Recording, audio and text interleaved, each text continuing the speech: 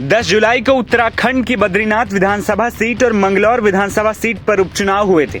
Manglaur seat पर बसपा विधायक के निधन के बाद ये सीट खाली चल रही थी, जबकि बद्रीनाथ सीट पर लोकसभा चुनाव से पहले कांग्रेस के विधायक भाजपा में शामिल हो गए थे। उत्तराखंड उपचुनाव के वोटों की गिनती सुबह 8 बजे से शुरू हो गई थी, जिसके बाद अब दोनों सीटों का परिणाम घोषित हो गया है और दोनों ही सीटों पर बीजेपी को हार का सामना करना पड़ा है, तो वहीं कांग्रेस ने दोनों ही सीटों पर परचम फहरा दिया है। उत्तराखंड की मंगलौर सीट से कांग्रेस के काजी निजामुद्दीन 449 वोटों से चुनाव जीत गए हैं, यानी बीजेपी उम्मीदवार करतार सिंह भड़ाना और बसपा उम्मीदवार उबैदुर रहमान को हार का सामना करना पड़ा है। तो वहीं बद्रीनाथ में भी यही हाल रहा। यहां से भी कांग्रेस के लखपत सिंह बुटोला को 5000 से ज्यादा वोटों से जीत मिली। ऐसे में लोकसभा चुनाव के बाद बीजेपी को एक और झटका लगा। लेकिन हैरानी की बात तो यह है कि लोकसभा चुनाव में जिस राज्य में 5 की 5 लोकसभा सीट पर बीजेपी ने कब्जा जमाया था, वो विधानसभा उपचुनाव में मुंह के बल गिर गई है। सामने आए परिणामों के बाद कांग्रेस कार्यकर्ताओं में जश्न का माहौल है। कार्यकर्ता और नेता कांग्रेस कार्यालय पर पटाखे फोड़कर जश्न मना रहे हैं। जनता ने जो जनादेश दिया है उसके लिए बद्रीनाथ की जनता का मैं बहुत बहुत धन्यवाद देना चाहता हूं, अपने शीर्ष नेतृत्व का और अपने मेरे जो सहयोगी है, पार्टी के साथी लोग हैं और तमाम लोगों ने जिन्होंने प्रत्यक्ष अप्रत्यक्ष रूप से इस नैतिकता की लड़ाई में मेरा साथ दिया है, उन सब लोगों को इसका श्रेय जाता है।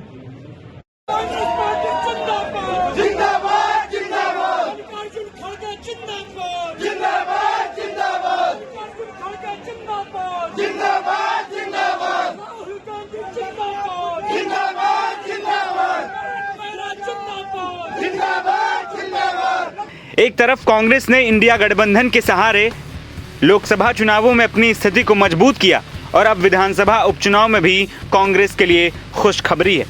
बता दें कि बहुजन समाज पार्टी यानी कि बसपा ने मंगलौर में कांग्रेस प्रत्याशी काजी निजामुद्दीन के खिलाफ पार्टी के विधायक सरवत करीम अंसारी के बेटे उबैदुर रहमान को चुनावी मैदान में उतारा था। अंसारी का निधन हो जाने के कारण ये सीट खाली हुई थी। तो वहीं भारतीय जनता पार्टी ने गुज्जर नेता करतार सिंह भड़ाना को मैदान में उतारा। वहीं बद्रीनाथ में भाजपा के राजेंद्र भंडारी और कांग्रेस उम्मीदवार लखपत सिंह बुटोला के बीच सीधा मुकाबला था, लेकिन कांग्रेस उम्मीदवार ने अंत तक बढ़त बनाए रखी और 5224 वोटों से जीत दर्ज कर ली, यानी दोनों ही सीटों पर बीजेपी को करारा झटका लग गया है। गौरतलब है कि मंगलौर सीट पर उपचुनाव के दौरान हिंसा हुई थी, जिसमें 4 लोग घायल हो गए थे। इस निर्वाचन क्षेत्र में 67.28% मतदान हुआ था।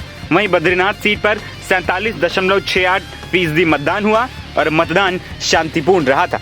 वहीं सामने आए परिणामों के बाद बीजेपी की टेंशन बढ़ना लाजमी है।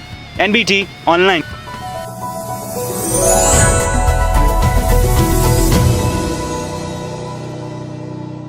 की रिपोर्ट।